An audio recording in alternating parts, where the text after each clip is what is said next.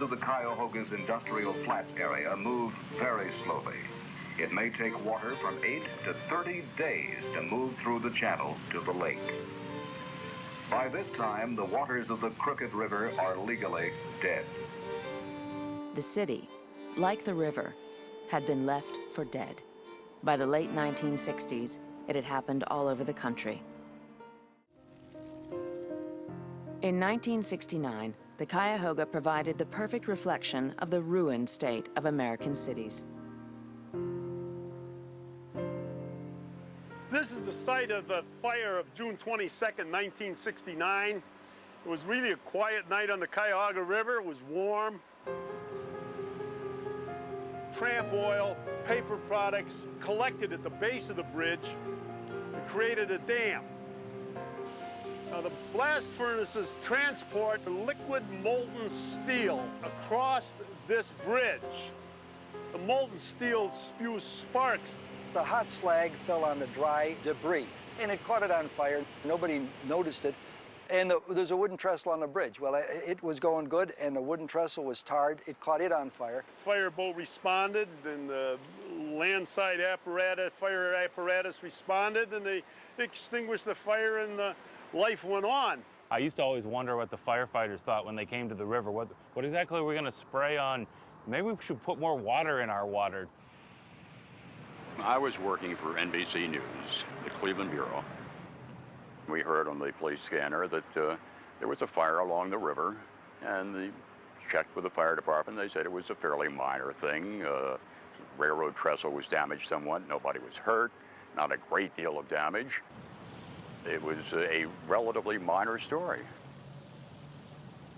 Now, this is the interesting part about the Cuyahoga River burning. It was not a unique incident. It was not the first time a river had burned. This was not Sherry's Jubilee or Bananas Foster, you understand, but there were fires that were much more costly than this. As far as damage, it was only about $50,000 damage on this fire. It's the fire that everyone talks about, when it was actually one of the minor fires on the history of the Cuyahoga. In the 19-teens, there was a fire that killed several people. The river burned fairly regularly in the 1920s and the 1930s. In fact, in the 1930s, there was a fire that lasted 2 days. There was a fire in 1952 that caused over $1 million of damage. And that's when the welder's spark ignited some petroleum product on the river, and we lost 6 tugs here and totally destroyed this facility. You can still see the charred pilings behind me here. It wasn't just in Cleveland where we had industrial river fires. This occurred on the Rouge River in Michigan, the Chicago River, the Schuylkill River in Philadelphia, the Baltimore Harbor. All of these areas caught fire due to the collection of industrial waste and debris that at the time wasn't being cleaned up. All of the industrial cities were polluted. So there was nothing special about Cleveland. But by 1969, a river catching on fire was an event that could capture the imagination of America. This was when Americans were awakening to the costs of industrial development. People were beginning to be concerned about the effects modern industry was having on the environment. The '69 fire it happens at just the right moment to become the poster child of the environmental movement. It happens only 10 months before Earth Day, celebrated around the country, and here in Cleveland, too. This is in the middle of this environmental watershed. Groups all around the country the same. Our environmental situation in the United States is dismal. But what really brought it home for everyone was to see a river burning in a major city.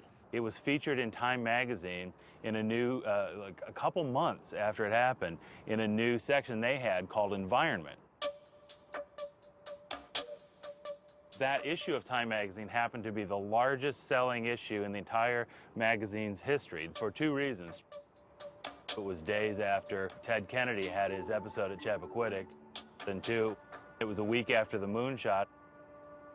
Inside that very well-read issue was this article about the Cuyahoga River, and the article itself talked about Cleveland's progressive anti-pollution laws, but the pictures told the story. The image that everyone associates with the 1969 fire seared itself into the nation's environmental consciousness. The problem is that picture wasn't of the 1969 fire. It was of an earlier fire from a time when river fires were actually true infernos on the river surface. Those are the images we associate with the 1969 fire, even though the 1969 fire wasn't much of a fire at all. Symbols are very important in politics, and the symbol of a burning river could be a catalyst for political action and involvement in a way that the technical details of water pollution problems might not be.